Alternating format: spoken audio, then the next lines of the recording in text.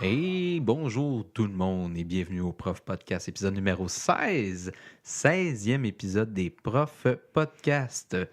Cette semaine, on a un sujet très relié à celui de la semaine dernière. On parle de la persévérance scolaire, mais plutôt des journées de la persévérance scolaire. Donc, cette semaine du 11 au 15 février qui a eu la semaine passée, 2019 bien sûr, concernant la persévérance scolaire qui fait suite à la semaine des enseignants.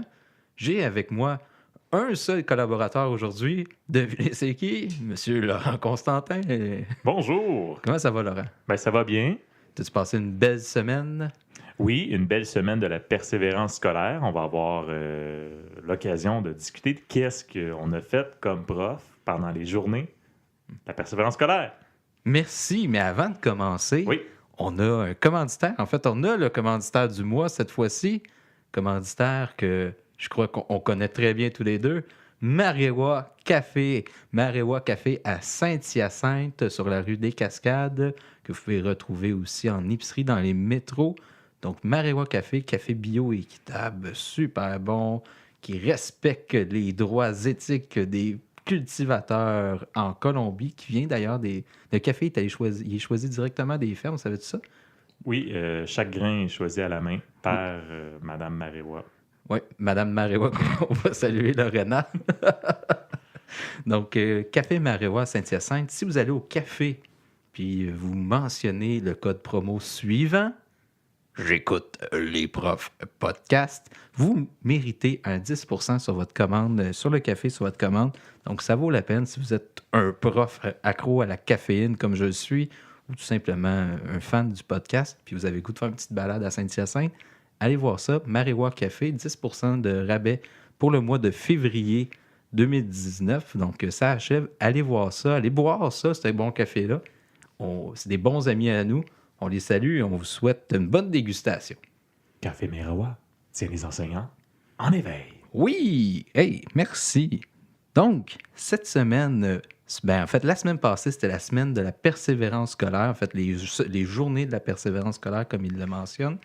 Euh, La persévérance scolaire, comment on définit ça? C'est sur quelle base on s'appuie pour dire ça, c'est ça qu'on considère comme étant la journée de la persévérance scolaire. Puis avant de partir, j'aimerais mieux mentionner tout de suite qu'on s'appuie énormément sur le site Journée Persévérance scolaire, qui était la page officielle concernant la persévérance scolaire. Donc, ils vont beaucoup nous aider aujourd'hui dans ce qu'on va parler dans le podcast. Donc, c'est quoi ça, Laurent?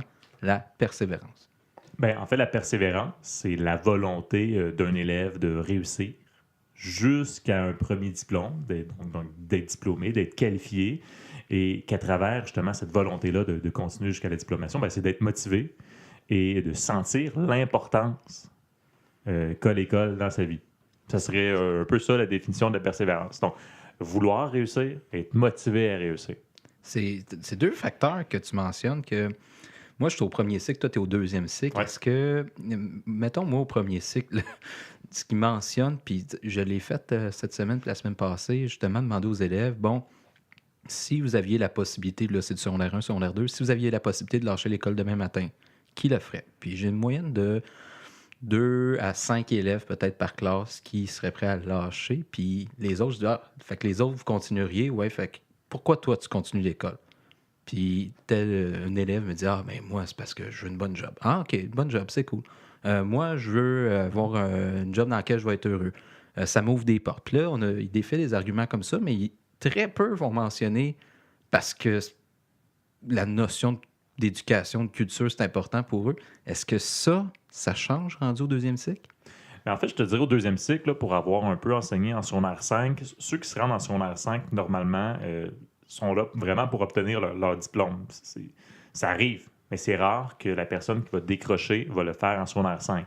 Souvent, la personne va avoir trébuché, va avoir connu des difficultés scolaires ou des difficultés dans sa vie aussi, parce qu'il ne faut pas penser que quelqu'un décroche et cesse de persévérer tout simplement parce que là, la difficulté à l'école, ça peut être plein de choses qui arrivent dans sa vie. On pourra en parler tantôt, là, des choses qui peuvent arriver dans sa vie, mais c'est souvent en arrivant, je pense, secondaire 3, secondaire 4, que l'élève, il va se dire, ou il va constater par ses résultats, ou on va le faire constater quand ses parents vont lui parler, ou quand la direction va lui parler, peu importe, en disant peut-être que finalement, le diplôme d'études secondaires 5, c'est pas pour toi.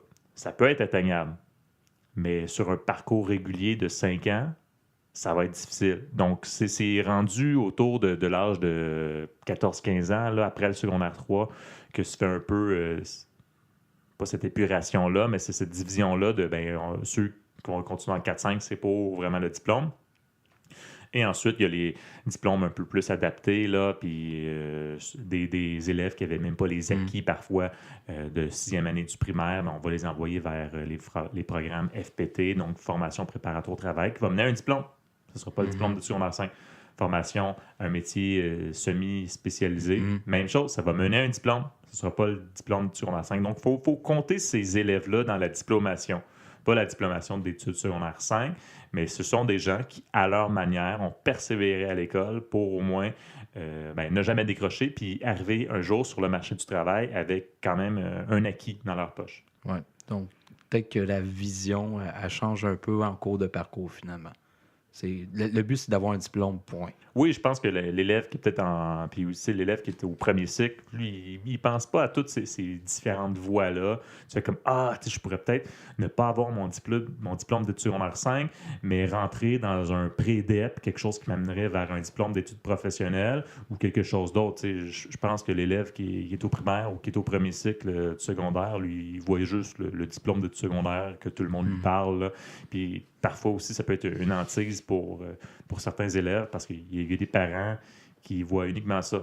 Moi, je veux que mon enfant ait son diplôme d'études secondaires 5, coûte que coûte. Moi, je ne l'ai pas, puis je veux qu'il l'ait parce que je ne veux pas qu'il vive les mêmes, histoires que moi, mêmes difficultés. Ou moi, je l'ai, fait que je pense que mon enfant doit l'avoir absolument. Là, juste qu'on s'arrête. Oui, il faut valoriser des diplômes d'études secondaires 5, mais il faut comprendre que certains élèves, ça va être plus difficile. Soit que ça va être inatteignable, ça peut arriver, ou que ça va se faire plus tard dans leur vie, tout simplement. Ils vont avoir un autre diplôme, puis ils vont avoir leur équivalence sur leur 5 plus tard. Ils vont revenir à l'école plus tard. Ça peut arriver, là. Toi, comment tu sais, on avait parlé de la semaine passée, justement, de la semaine des enseignants, que relativement, c'était mentionné, sans fluff-là, trop. Mais quand vient le temps de motiver les élèves, justement, avec les journées de la persévérance scolaire, est-ce que tu as vu qu'il y avait des actions qui ont été mises en place à l'école, qui ont été mises de l'avant pour motiver les élèves? Mais en fait, un peu comme la semaine des enseignants, ça a été peu souligné, peu célébré. T'sais. Bon, moi, ça s'est présenté premièrement le vendredi précédent les journées de la persévérance scolaire. J'ai reçu dans mon pigeonnier un petit ruban blanc et vert, là, étant le symbole de la persévérance scolaire, avec un petit carton signifiant qu'est-ce que c'est que les journées de la persévérance scolaire. On a un à tous les ans. Là, oui, mais bon, rendu le lundi, j'ai constaté qu'à peu près aucun enseignant ne le portait. Il n'y avait pas eu de consigne, puis même, je vais être honnête, là, le mien était resté dans la salle des profs. J'ai oublié de le revêtir. Et ça a été souligné, les journées de persévérance scolaire, par la direction à l'Intercom, mais il n'y a pas vraiment eu d'événement. Il n'y a pas vraiment eu... un événement à la place centrale. Non, c'est ça. Il n'y a pas comme, OK, on change tout l'horaire des cours, puis on fait des événements avec des conférences sur la motivation, puis plein d'autres choses. Ça a été souligné. Rien de plus, je te dis. Et pour toi? Je ne veux pas me mêler, là, mais il me semble que j'ai vu un courriel passer. Bon, okay, sur les 500 que j'ai par jour. Là. Mais il me semble que j'ai vu un courriel. Oui, j'ai vu des collègues qui portaient le fameux ruban. Mais outre ça, j'ai pas vu ou je me suis peut-être pas rendu compte qu'il y avait peut-être des activités ou des trucs qui ont été organisés pour ça. Marc-André, il faut aussi souligner que les journées de la persévérance scolaire, c'était la dernière semaine pour préparer nos bulletins de la deuxième étape. Ça tombe drôle, hein, c'est vrai. Oui. Mais non, moi, je me fais un devoir d'en parler à tous les ans, mes élèves. Puis à chaque année, on dirait que mon discours, il s'allonge et ça prend plus de temps parce qu'il y a beaucoup de choses à dire quand même là-dessus. Fait que j'en parle aux élèves. Tu as le cours parfait pour... parfait. Ça. J'ai un cours qui s'adapte bien à ça. Là. C'est idéal. Ouais, l'idéal. Non, mais je veux dire, tu sais, bon, tu sais, moi, dans le cadre de mon cours en histoire, je pourrais m'arrêter. Puis bon, ce matin, on va attendre l'histoire puis on en parle, mais je sais pas. J'ai l'impression qu'en éthique, pour renforcer un petit peu les élèves, pour les rendre un peu plus fiers d'eux-mêmes, là, puis leur donner un peu d'énergie. C'est souvent tout désigné. Là. Et, l'éthique, des fois, c'est bon pour faire passer des métaphores ou des images fortes, ce qu'on appelle technique d'impact, là, mais ça a sûrement circulé sur les réseaux sociaux. Ma copine me montrait ça. C'est une belle image, là, puis je pense qu'on peut trouver ça facilement sur Internet, mais ça dit le lion, 7 fois sur 10, quand il part chasser, ben 7 fois sur 10, il manque sa proie, il réussit pas à capturer. Fait que là, je dis aux élèves, bon, ben, ça veut dire que 70% de sa vie, c'est un échec. Et là, il faut voir, ouais, c'est vrai, je n'ai pas pensé à ça, mais regarde, comment ça se fait qu'on continue à le considérer comme le roi de la savane, le roi de la jungle? Il dit, mais il sort des hypothèses. Ben, il dit, c'est la persévérance. Puis effectivement, c'est la persévérance. Pourquoi le lion, on le considère comme un king? Parce que sans ça, c'est fini pour lui. Il n'a pas le choix. Puis vous êtes au meilleur endroit de votre vie en ce moment. Là. Ou même les plus grands chercheurs universitaires ou scientifiques, là, le nombre de fois qui ont échoué, qui ont trébuché pour finalement réussir à trouver la découverte. Là. Il y a plein de comparatifs à faire avec ça, c'est sûr. On va parler un peu de statistiques. Oui, vas-y. T'es-tu prêt? Je suis prêt. Donc, en se fiant toujours au site de journéepersévérancescolaire.com, on va faire un survol rapidement. Le taux de décrochage scolaire en 2014-2015 pour l'ensemble du Québec. Donc, pour les gars, c'est 16,7% des gars qui décrochent, 10,4% pour les filles, ce qui donne un total de 13,5%. Cette moyenne-là, je crois que c'est quand même moins que dans le passé, si je ne m'abuse. Ça a quand même changé un peu. Il me semble qu'il y a quelques années, on parlait plus du 15%. Là. Donc, ça a un petit peu plus diminué. Oui, mais c'est ça. C'est un peu à pas de fourmi. Là, ça diminue tranquillement. C'est sûr que l'objectif, ce serait 0% de décrochage. Je pense pas que c'est atteignable. Mais c'est ça. J'avais déjà entendu des statistiques disant que oui, le Québec, on est parfois la province qui est vue comme celle où les garçons, par exemple, décrochent le plus. Mais on est également vu comme la province où les garçons raccrochent le plus également.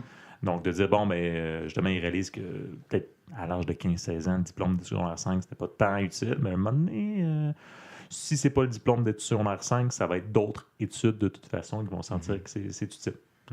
Pour le taux de diplomation après 7 ans en 2015 pour l'ensemble du Québec, c'était 75,8% pour les gars, 84,4% pour les filles, ce qui fait un total de 80%. Fait que, globalement, 80% de nos élèves qui passent par le système scolaire obtiennent un diplôme. Comme tu mentionnais, pas nécessairement le DES pur, mais... Non, c'est ça, exact.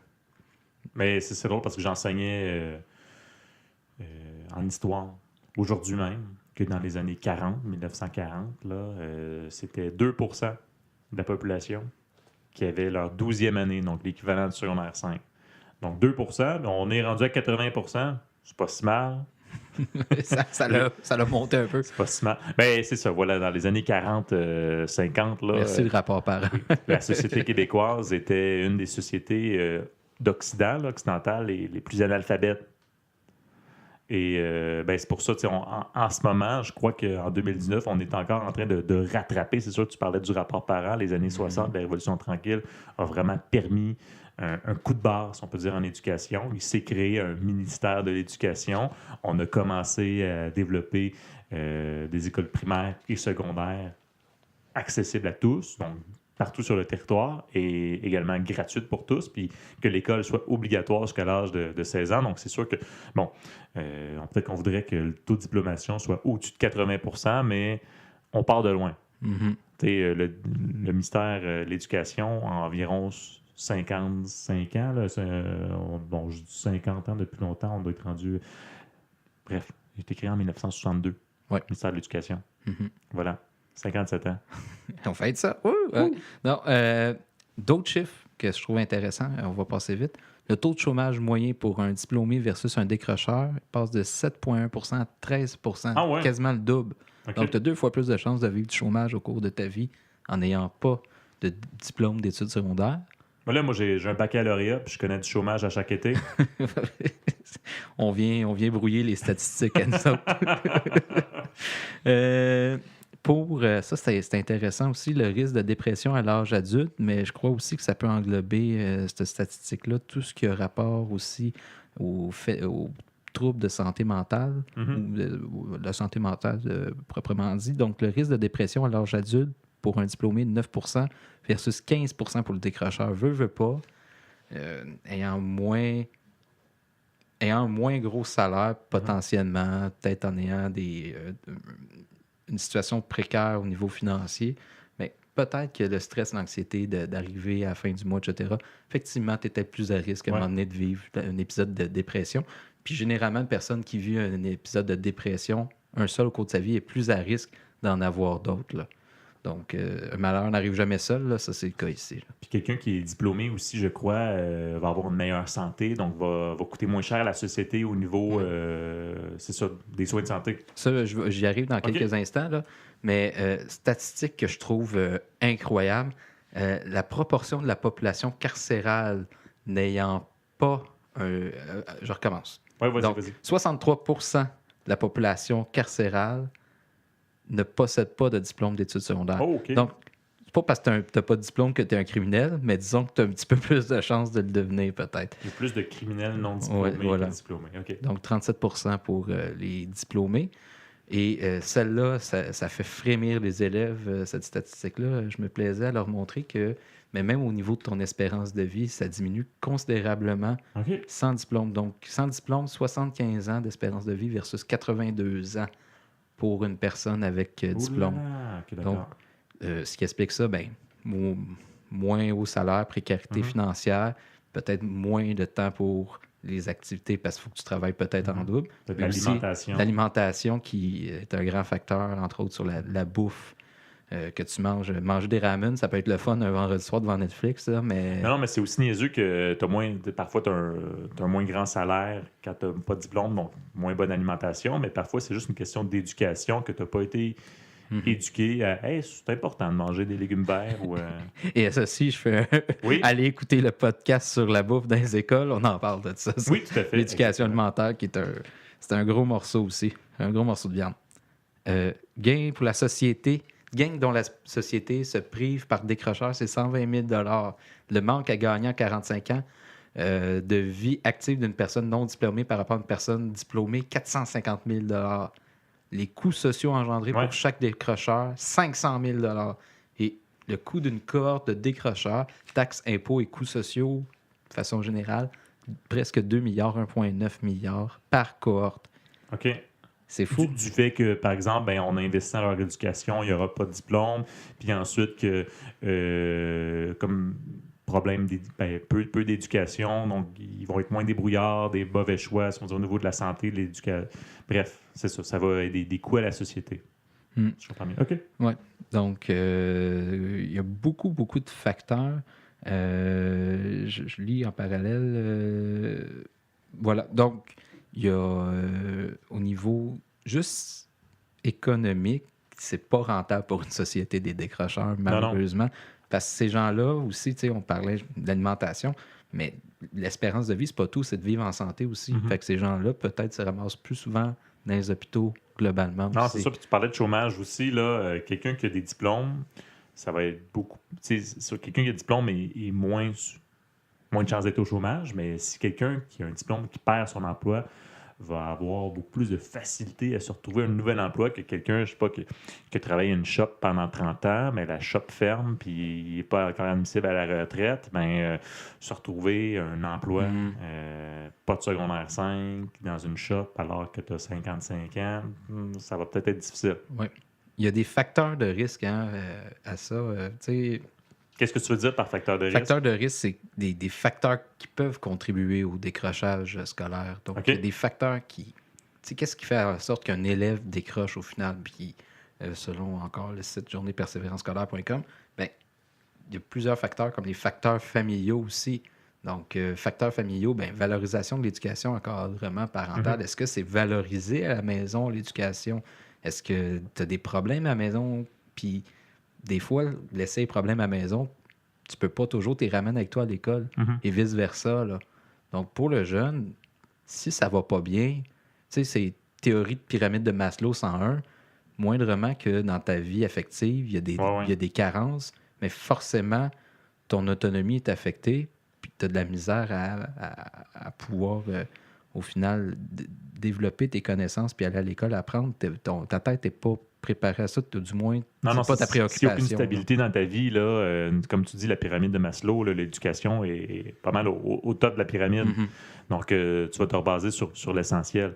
Mais en effet, tu parles de la valorisation de l'éducation à la maison, si pour tes parents et si pour la famille autour, puis si pour le voisinage plus loin autour, ta communauté, si pour eux, c'est pas important l'école, il y a beaucoup plus de chances que tu quittes l'école, que tu décroches. D'autant plus si, à un moment donné, il arrive un moment où tu as de la difficulté à l'école, puis il n'y a personne qui peut t'aider autour, même si toi, intérieurement, tu dis c'est important à l'école, il me semble que c'est important, il me semble. Mais qu'il n'y a personne qui peut t'aider dans tes difficultés parce que, bon, ils ne savent pas du tout, là. C'est sûr que, bon, il y a toujours des papas, des mamans qui vont de la difficulté à faire les devoirs de mathématiques avec leurs enfants, mais des fois, ça prend toute autre sorte de niveau, voilà. Il y a aussi les facteurs personnels. Mhm. Donc, tu sais, comment tu t'entoures, ce que c'est tes comportements dans la société, est-ce que tu t'es accoquiné avec du mauvais monde, mais ça peut être plein de choses comme l'estime de soi pour des élèves, pour des ados, en tout cas, je trouve que c'est pas quelque chose de facile pour eux.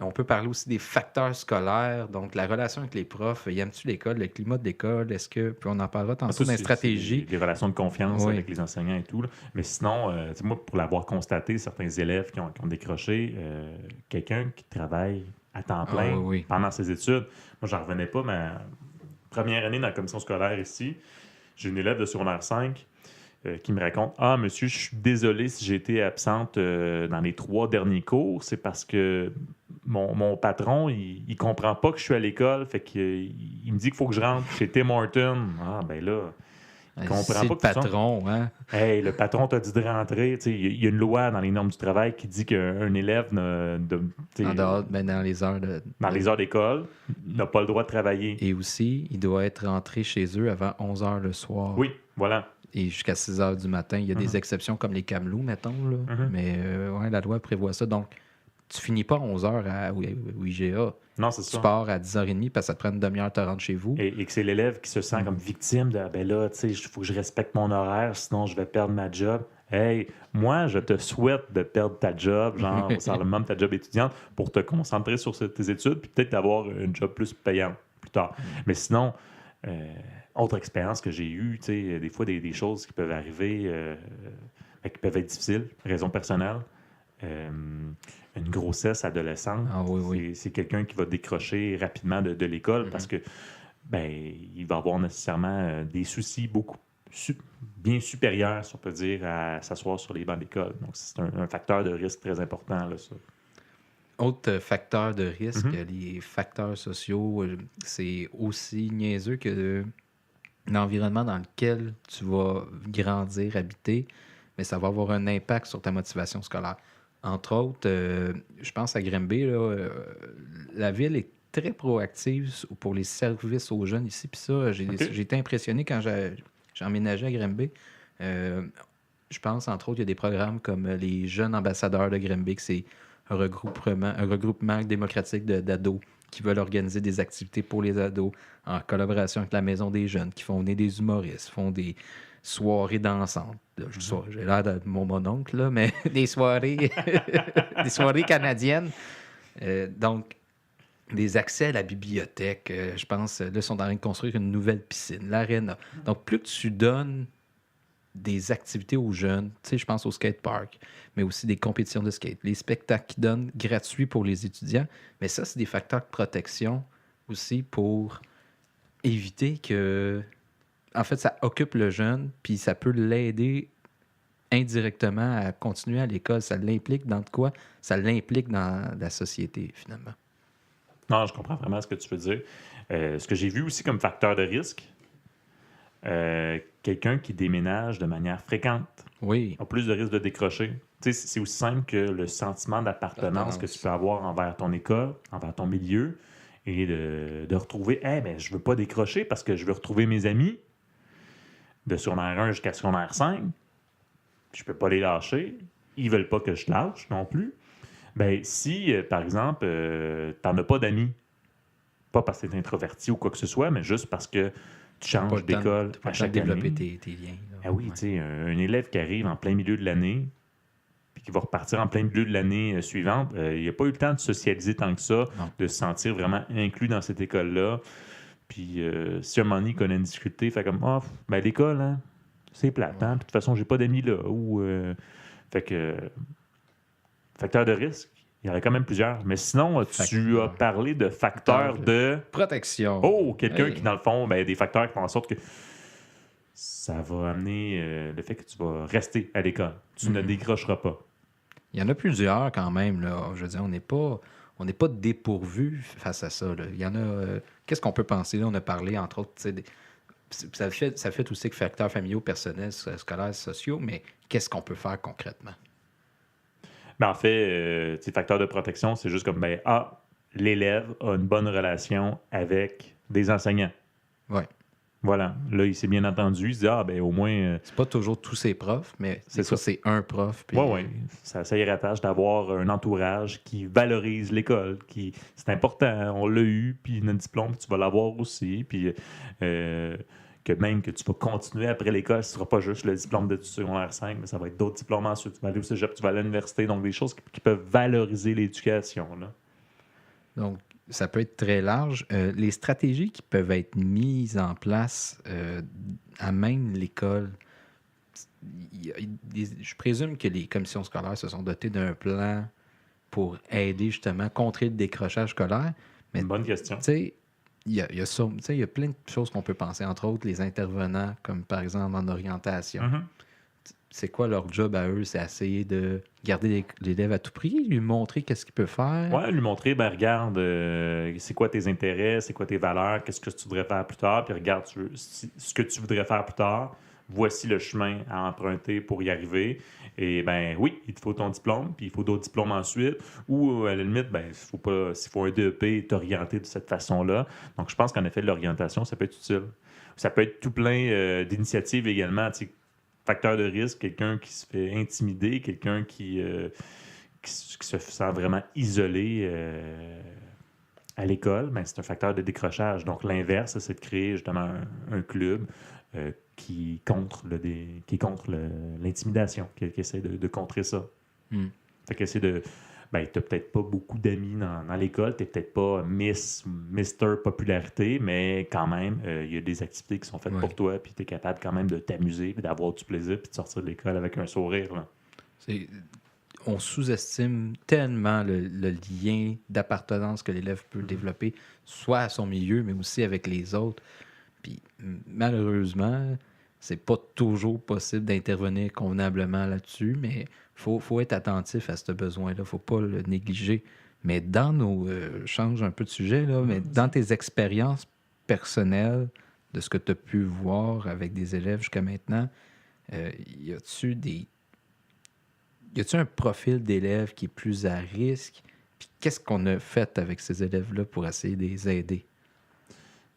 J'ai peut-être un peu de misère à dire, bon, qu'est-ce qu'on a fait? Moi, justement, l'orientation scolaire, ça s'est souvent fait, ou de constater que l'élève n'était pas dans la bonne classe parce que le rythme est peut-être trop rapide pour l'élève. Peut-être que tu vois que ses intérêts sont plus du tout là, puis il voudrait un parcours accéléré qui l'amène vers un DEP, quoi que ce soit. Puis souvent, justement, tu vois que c'est pas quelqu'un... Tu sais, moi, les décrocheurs que j'ai vus, c'est pas le trouble de comportement qui fait du bruit, qui dérange. Moi, les décrocheurs que j'ai vus, c'est au contraire des gens qui sont très isolés, que tu n'entends pas, qui ne parlent pas aux autres, qui sont isolés. Et des gens, peut-être, qui vont s'isoler comme ça, qui vont jouer à des jeux vidéo, quoi que ce soit, ou peu importe, pour les gars, ça peut être ça, pour les filles, ça peut être des filles qui ont vraiment d'autres intérêts, des difficultés scolaires, puis qui sentent qui ne demanderont pas de l'aide. C'est ça qui arrive, je pense. Les gens qui décrochent, leur caractéristique, c'est qu'ils ne demanderont pas de l'aide. Il faut aller vers eux. Fait qu'il faut trouver les ressources, il faut essayer de détecter ça. Puis c'est peut-être notre rôle d'enseignant. Les enseignants, on est des personnes ressources aussi. C'est pas nous qui vont jouer le rôle du psychologue ou de l'orienteur, mais... On est sa ligne de front, là, voilà. aussi. Ce que tu dis, ça me fait vraiment penser à ça. J'ai un cas en tête là, quelques années quand même, là, mais le jeune, problème, consommation d'alcool, de drogue, problème de dépendance aux jeux vidéo. Il était pas, il y avait de la misère à créer des liens, autant que les élèves que les profs. Puis tu sais, sans dire que c'est le profil type, je trouve que OK. c'est un cas que il y a, il y a M. J. Kong qui m'avait déjà dit à tous les ans, oui, tes visages vont changer, mais tes acteurs restent les mêmes, ou ton personnage reste le même, là. Ouais, non, c'est ça. Il y a les stéréotypes là, Ouais. qui se reproduisent d'année en année, ça, c'est sûr. Puis c'est ça, ce profil-là, ce personnage-là, je le revois assez régulièrement. Chaque année, j'en ai un ou deux qui sont comme ça. Puis malheureusement, ces élèves-là, c'est dur à aller les chercher, c'est dur de les accrocher. Mais c'est de leur montrer, parce que pour lui, il y a 20% limite là, au bulletin. Qu'est-ce que ça fait, là? Non, c'est ça. Tu sais, il gère des choses bien plus Parfois, grosses il y a une dans sa habitude propre qui s'est vie. créée. Bon, ça a été 20 ça va être encore 20 puis ça va pas changer. Fait que la persévérance, c'est pas juste de pas décrocher, mais d'avoir la volonté de réussir aussi, c'est ça. Par rapport à ces élèves-là, justement, qui sont souvent des cas exceptionnels, il faut le dire, là, euh, est-ce qu'on est-ce qu'on est-ce qu'on le fait assez ou on le fait pas assez, on ne devrait pas le faire, mais l'adaptation aux besoins de l'élève est un cas exceptionnel. Est-ce qu'on doit absolument adapter pour assurer sa réussite ou du moins sa présence à l'école coûte que coûte? Mais ça dépend de ce qu'on veut dire par adaptation. Moi, je ne suis pas le genre d'enseignant qui adapte ses évaluations, mais je peux adapter mes enseignements, adapter mes interventions. Je le sais que dans ma classe de 30 élèves, il y en a que j'ai juste le besoin de parler devant la classe, il n'y a pas de problème, mais il y en a que je sais qui sont moins concentrés ou qui ont besoin de plus d'attention. Fait que je vais leur pointer certaines consignes, certaines choses. Après avoir donné consignes à tout le monde, je vais aller les voir. Je vais leur demander de manière très explicite qu'ils viennent, si on peut dire, en récupération pour que je puisse réexpliquer certaines choses. Donc, il y a une certaine adaptation qui doit être faite dans notre enseignement pour mieux les raccrocher, pour qu'ils soient mieux investis dans l'éducation. Puis ça peut être également si on est prof-tuteur, parce que je pense que les profs-tuteurs dans les écoles sont beaucoup apportés à jouer là-dessus. Tu sais, la persévérance scolaire, ben, c'est des fois d'appeler à la maison, laisser un petit courriel pour voir Ouais. qu'est-ce qui se passe, la famille et tout. Parce que parfois, nous autres, on voit qu'est-ce qui se voit à l'école, entre les élèves, mais des fois, c'est la relation avec les parents. On la connaît pas, quoi que ce soit. Ça Ce peut qui se être passe à la dur maison, aussi, des ouais. fois. Il y a beaucoup d'élèves qui peuvent avoir un masque aussi à travers tout ça, qu'on ne peut pas vraiment voir à travers leur jeu. Fait que c'est mieux parfois de vérifier, de prendre en considération ce qu'on pourrait appeler l'équipe école. Là. Ouais. Voilà. Moi, ce que j'ai déjà vu qui s'est fait avec des élèves avec des cas très particuliers, c'était l'élève était en reprise d'année. Ça marchait pas dans le trois quarts de ses cours parce que pour elle, elle avait réussi dans sa tête, mais elle n'avait pas du tout réussi. Je l'ai déjà fait ce cours-là, puis tu sais, elle aimait pas l'éthique, culture religieuse, elle aimait pas la musique, les arts. Fait que le deal qui avait été fait avec elle, c'est bon, ben présente-toi à l'école pour français, anglais, maths, histoire, sciences, à la limite, je sais plus c'est quoi le deal. Puis les autres cours, mais t'es libre d'aller à la maison entre tes cours. Un peu OK. comme au cégep, mettons, ou à l'université, que tu fais tes cours. Fait que ça, c'est des drôles de conditions qui peuvent être faites dans certaines situations. Là. Oui, ou c'est certains élèves qui vont être scolarisés à la maison, ça c'est vu Ouais, aussi. ça, Bon, c'est ben, compliqué aussi. Là. Oui. Ça, c'est un podcast à lui tout seul. La scolarisation à la oui, maison. Oui, c'est gros. Non, je comprends parce qu'en effet, des fois, ben, tu te retrouves à la maison, tu vois même plus tes amis, donc il y a encore plus de chances que tu décroches. Tu sais, même s'il y a un enseignant qui se déplace pour te voir ou tes parents qui sont là pour t'appuyer, ben, c'est pas nécessairement Ouais. c'est pas nécessairement un gage de réussite. Là. Je l'ai pas fait personnellement, l'enseignement à la maison, c'est-à-dire se déplacer Ouais, pour donner des c'est cours. spécial. Mais pour avoir des collègues enseignants qui l'ont fait et qui m'ont raconté, ils disent, ben, tu te déplaces. L'élève, il n'est pas motivé. Il n'a rien fait de ce que tu lui as demandé de la dernière rencontre. Puis il ne fera rien de plus. Tu sais. Ouais. Ah ouais. Il y a des fois des options qui peuvent être faites comme des classes modulaires. Donc, l'élève travaille tout seul à sa place. Il fait des modules, il avance. Pour certains, ça peut marcher. Pour un élève qui n'est pas capable de rester à écouter un prof pendant 1 heure et quart, ça, c'est quelque chose que j'ai souvent vu. Là. Où je suis, il y a le profil XFP. XFP, ça s'adresse aux élèves qui sont rendus d'âge secondaire 5. Là. C'est l'étape avant qu'arrivent aux adultes. Le problème avec l'éducation aux adultes, là, c'est parfait pour décrocher. Tu y vas si tu veux. C'est gratuit. T'es un adulte. T'es un adulte. Tu y vas avancer à ton rythme. Puis c'est pas... fait que voilà, il n'y a pas tant de surveillance. XFP, la différence, t'es par module. C'est comme si t'étais aux adultes. Tu fais pas nécessairement toutes les matières. Il n'y a pas éthique, hein? Non. Non, je pense pas qu'il y a d'éthique. Mais sont 2 enseignants par classe tout le temps en même temps. Parce que c'est sûr, c'est des c'est des très grosses classes, là, d'environ 40 élèves. Mais oui, il y a une introduction puis tout, mais après, l'élève est autonome. Puis on le motive. On est là pour l'appuyer puis pour l'aider. Donc, c'est ça la différence. T'sais.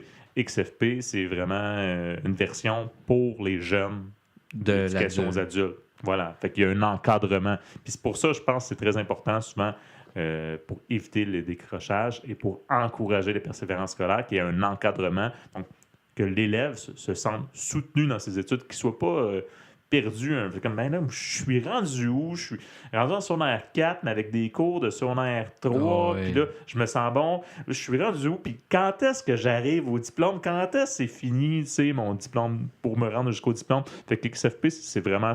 Ça sert à un certain encadrement pour des élèves qui parfois sont un peu éparpillés dans leur parcours. Là.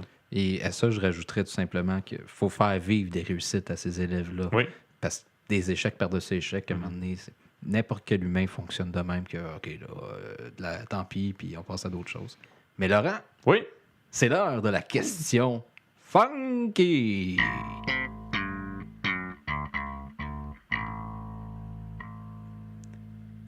La loi au Québec oblige les élèves à aller jusqu'à l'âge de 16 ans à l'école.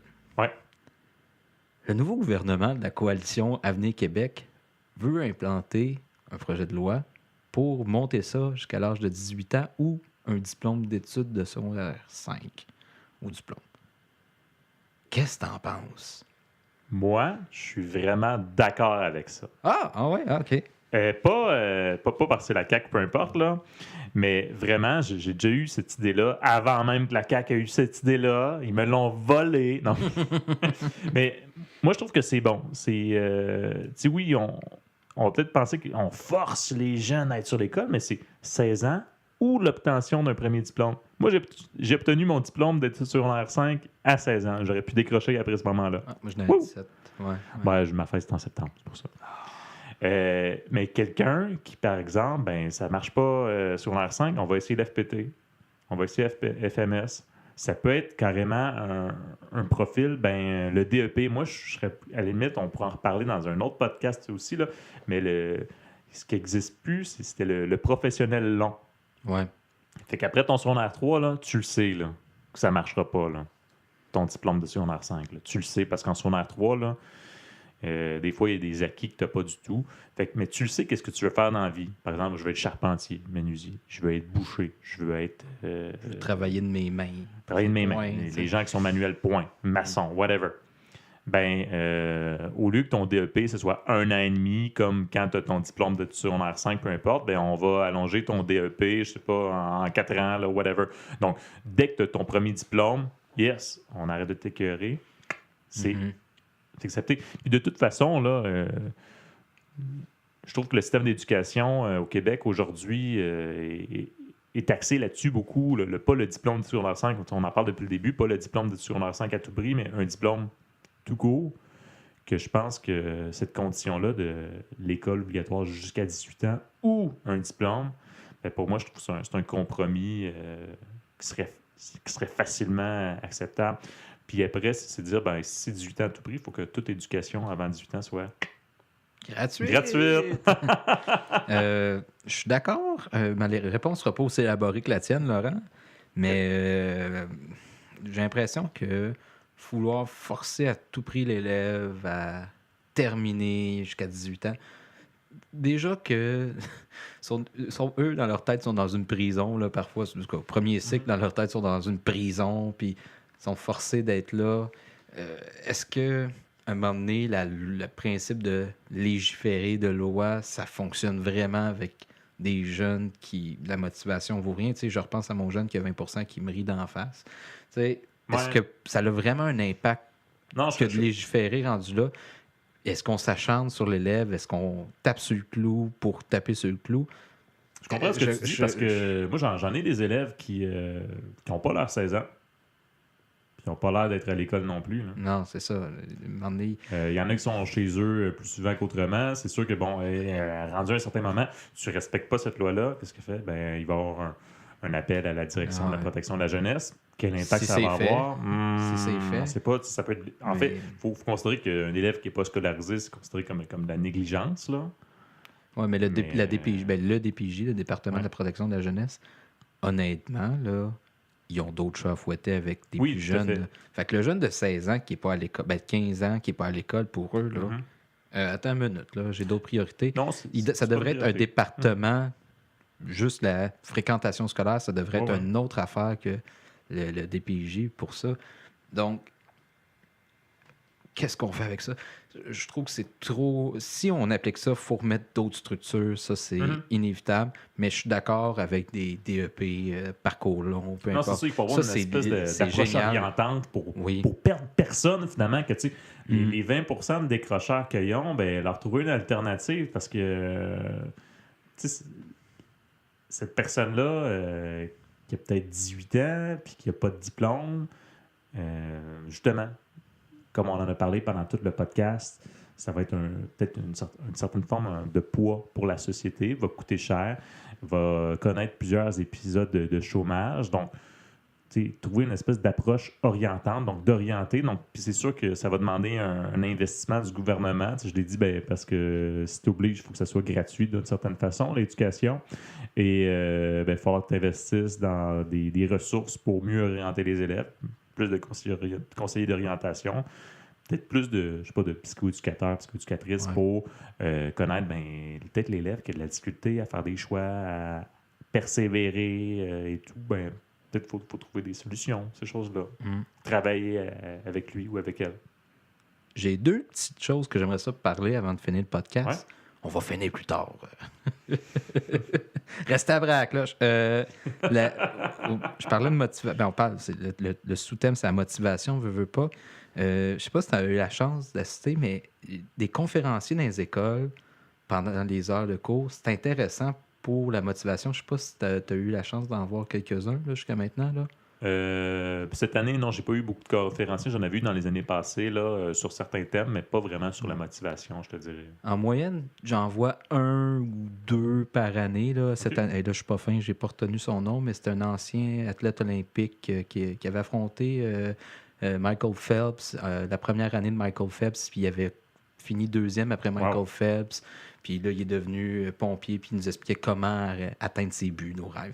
Ça, c'est intéressant. Puis les élèves regardent ça, puis ils ont des gros yeux. J'ai vu dans le passé un monsieur qui était venu nous parler que lui, avant, c'était un intimidateur. Puis quand est-ce qu'il a changé son fusil d'épaule par rapport à l'intimidation, qui était devenu lui-même un prof. Puis là, aujourd'hui, il est conférencier. Mais ça, ces conférences-là, est-ce que tu crois que ça pourrait être intéressant? Disons qu'on se dote d'un plan où on est obligé d'avoir un conférencier à tous les trimestres, disons, dans les écoles. Est-ce que ça peut vraiment aider? Le gouvernement s'était fait un plan pour toutes les sorties culturelles, financer des sorties au théâtre, des sorties au musée. Je crois que ça pourrait être le même genre d'enveloppe budgétaire, faire venir des conférenciers sur la motivation. Faut pas non plus... tordre la main. Tordre le bras, en faire juste pour en faire, là, c'est-à-dire on va trouver n'importe quelle personne qui fait du développement personnel, puis on va le faire parler de motivation. Mais moi, je crois que ce que ça va coûter pour les quelques cloches que ça va sonner, pour les quelques étoiles qu'on va voir s'illuminer dans les yeux, là, certains élèves, je pense que ça vaut vraiment la peine d'avoir ce genre de conférencier-là. Je vais finir là-dessus aussi. Dans nos parcours universitaires, on a souffert. Dans le parcours à l'université. Cache la je sais pas si on en discutait tout à l'heure aussi, là, avant de commencer. Mais former des futurs profs, est-ce qu'on devrait mettre une formation ou expliquer comment motiver ces élèves-là à l'école? Parce que j'ai l'impression que ça ne fait pas partie du parcours de parler de motivation à nos élèves. Tu sais, faire le coach go, go, go, ça a l'air facile, dit de même, de « Hey, let's go, t'es capable, tape dans le dos ». Mais c'est plus que ça quand même, la C'est motivation. vrai, je pense qu'on a eu des cours de gestion de classe, pas vraiment. L'inclusion scolaire, sur l'école, les familles, ces choses-là. Mais c'est vrai qu'il manque peut-être de quoi. Tu sais, c'est aussi niaiseux que dans l'université qu'on était ou dans les cours qu'on a eus, on n'avait pas le spécialiste justement du décrochage. Fait que c'est pour ça qu'on n'a pas eu cette notion-là. Mais je pense qu'en effet, ça pourrait être enseigné. Des techniques de raccrochage. Tu parlais de techniques d'impact là, en tout début de podcast. Ça, c'est incroyable, les techniques d'impact. Puis c'est quelque chose qui est enseigné dans les programmes de psychoéducation. Oui. Et c'est pas enseigné du tout en enseignement. Et pourtant, ce serait si bon. Tu sais, moi, je me dis souvent les cours de psycho ou les cours de whatever, des sciences d'éducation qu'on a devraient tellement être enseignés par les mêmes enseignants qui sont en psychoéducation, qui sont des spécialistes et qui ont souvent l'expérience du terrain, qui ont fait du travail. Bref, on pourrait en parler longtemps. On a l'impression de ne pas être sorti hyper outillé de notre université, là, mais je pense qu'on peut voir de quoi là. Ce qui est ironique, c'est qu'il y a quand même du décrochage chez des profs. Fait Ouais. un prof, ça serait juste pas mauvais d'avoir un moment de motivation pour les profs aussi, faire « Ah ouais, on est bon! » Puis tu sais, ça se ressent chez les élèves aussi. Puis moi, je crois vraiment qu'il y a moyen de donner de la formation à la limite de hey, comment être positif en classe, dégager quelque chose. Puis il y en a qui l'ont naturel aussi. Là, Ouais. Mais des fois, juste des outils où as-tu pensé à hey, ça, là, c'est des bonnes phrases qui accrochent. C'est juste se faire une boîte à outils quand on sort de l'université. Là, c'est très bon. Mais je pense que c'est le genre d'affaires qu'on dit que tu apprends sur le tas aussi. Là. Ouais, mais tu apprends sur le tas, mais en même temps, si jamais tu côtoies jamais le bon collègue qui est bon là-dedans, mais tu vas passer à côté. Moi, c'est le je problème. suis très bien entouré. Là. J'ai des collègues en or pour ça, qui sont généreux de leur truc, de leur temps, là, Cool. qui donnent une bonne rétroaction tout le temps. C'est le fun. Hey, ça termine le podcast. Yay! Donc, merci Laurent. Ben, ça fait plaisir. Encore une fois, ça fait toujours plaisir. Très bon collègue. 16e? Merci. 18e? 16e. 16e? T'en veuilles d'être à nos noces de carton, là. À veille. À veille. Merci à vous qui nous écoutez sur les différentes plateformes comme iTunes, Balado Québec, YouTube et Spotify. Vous êtes la grande majorité à suivre sur Spotify, c'est le fun. Bon, moi, je vois des statistiques. Il y a des gens qui nous écouteraient supposément de Belgique, du Brésil, d'Allemagne. C'est pas des farces. Si vous reconnaissez, écrivez-nous, s'il vous plaît. Je suis vraiment curieux. Qui est-ce qui nous suit depuis la France? Merci beaucoup. N'hésitez pas à partager ce podcast ou les autres podcasts via Facebook, les réseaux sociaux, Instagram, tout ce que vous voulez. Vous pouvez suivre notre page Facebook avec un petit pouce en l'air. J'aime. Ça nous fait plaisir de vous lire, de vous répondre. Si vous avez des questions que vous voulez qu'on réponde directement depuis le podcast, n'hésitez pas. On est là pour ça. On vous rappelle le commanditaire de la semaine, Marewa Café à Saint-Hyacinthe sur la rue des Cascades au centre-ville, juste à côté du Bill Boquet. Donc, c'est Marewa Café colombien bio équitable, cueilli à la main avec amour, torréfié à Saint-Hyacinthe, disponible dans tous les métros de la Montérégie. Vous pouvez aller déguster un merveilleux café là-bas, déguster ce que vous voulez en nourriture aussi. Il y a même des trucs végétariens, toi. Hein? Bon, donc, Laurent, il fait des gros yeux. Vous voyez pas ça. Donc, si vous voulez aller avoir un petit rabais un gros rabais chez Marewa Café, mentionnez le code promo suivant. J'écoute les profs podcast et vous obtenez 10% sur votre café. Café Miroir tient les enseignants en éveil. Merci beaucoup. Donc, merci à vous de nous suivre. On vous souhaite une excellente semaine. Soyez sages. Merci. Bye!